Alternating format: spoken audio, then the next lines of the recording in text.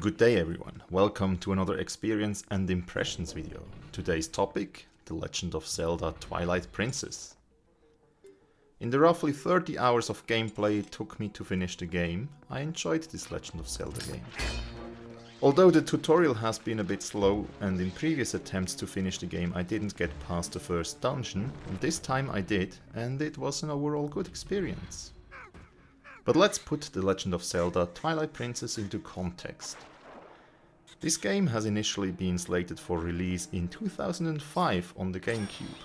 However, due to the Nintendo Wii looming on the horizon or the game requiring more development time, it was pushed back to 2006, also releasing for the Wii. On the Wii, it actually had motion controls and a mirrored world, since most people are right-handed, whereas Link normally would be left-handed. I played the Wii-U HD release from 2016 without the motion controls though. On the Wii, there was initially a buffer overflow vulnerability that allowed custom code execution on the console, allowing the execution of homebrew Wii applications. This vulnerability has been patched since.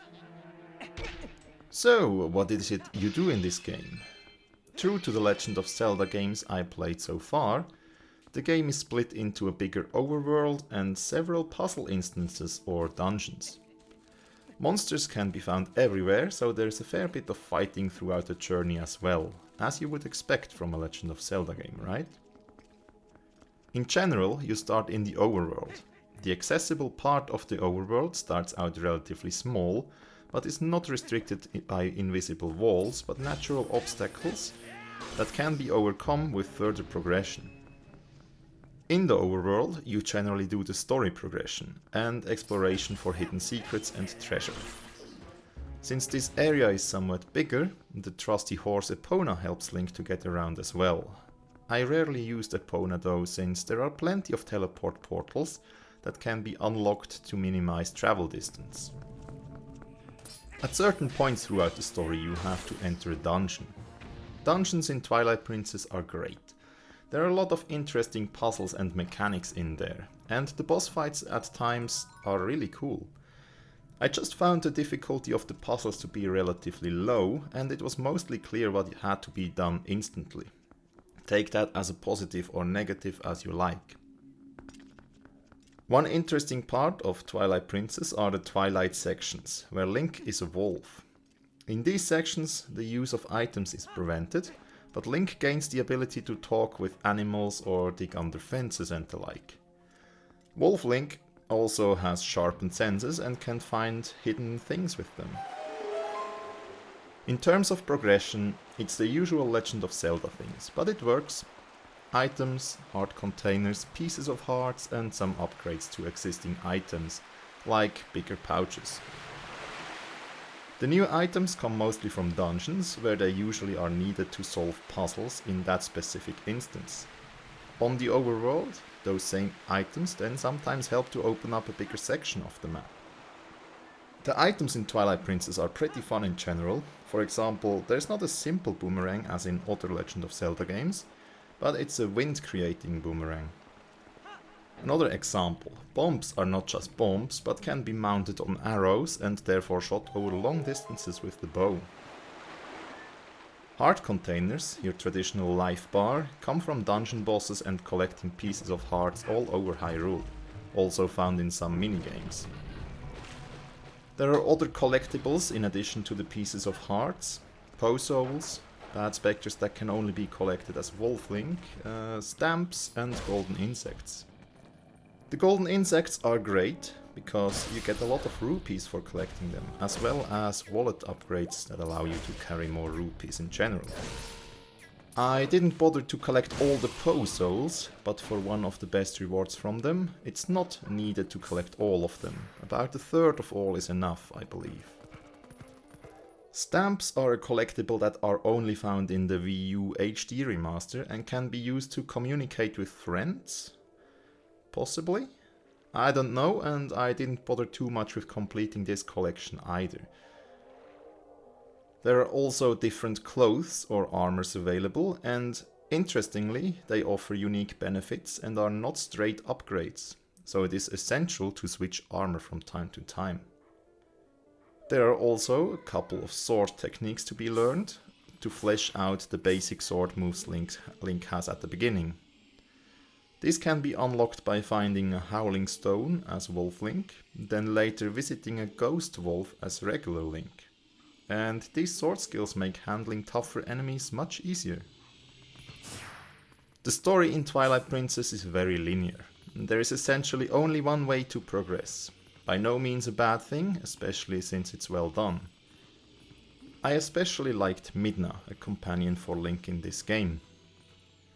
The game does not explain much in terms of Zelda universe lore, and there is not a clear-cut bad guy from the start. I'm not even sure the Triforce was mentioned once. It was present for sure, but not explained as far as I recall. The end boss has been done very well. I'm just a sucker for cool swordsman type characters, so the last phase of the end boss has been a treat. The end of the story has also been very bittersweet. As far as presentation goes, that's the area where I felt the game could be a lot better. The graphics often seem washed out. It could be just the high resolution of my screen, but it bothered me more than it should have. The film grain effect when using Wolf senses does absolutely not help as well. In general, Wind Waker held up much better in regards to graphics, thanks to its more cartoony style. The draw distance also had its issues on the larger maps. Sometimes important features in the distance were not visible from afar, although the developers did try to highlight important features from large distances, like the golden insects that glow. The camera has also not always been my friend, giving me impossible viewing angles or restrictions from time to time. All in all, this could be managed though. In terms of music, it was for the most part okay, but not as memorable as other Legend of Zelda titles. In general, the music felt more atmospheric rather than epic. The music does transition seamlessly between quiet music, more tense music when enemies are around, and battle music when there is actual battle. Cool is the fact that the battle music also changes with the moves Link uses, just like in the Wind Waker. But the worst part about the sounds are the various whistle and wolf howling sounds that are sometimes used. They're just horrible to me, although they should have been throwbacks to known songs in other Legend of Zelda titles. In terms of performance, the game has been running rock solid without any crashes, as we are mostly used from Nintendo titles.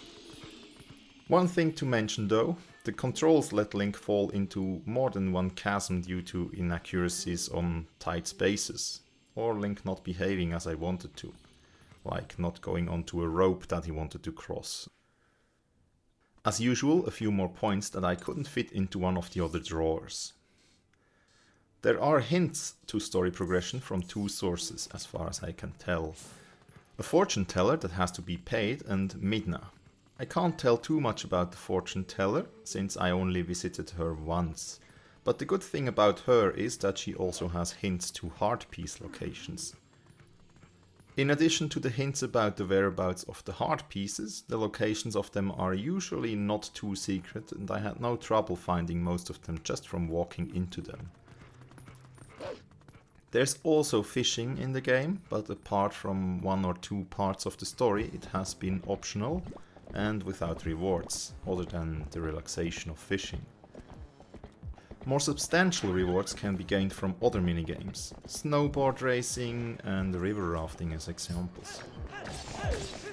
So in conclusion, the game is pretty neat, but let's be honest, most Legend of Zelda games are, at least the ones I played so far. And although the dungeon design was superb and the items creative, Twilight Princess hasn't pushed Wind Waker from my throne of favorite Legend of Zelda games played so far. And that was my experience and impressions with The Legend of Zelda: The Twilight Princess. Hope you enjoyed.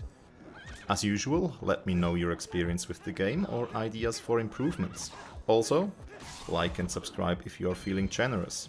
Thank you very much for watching, and see you on the next video.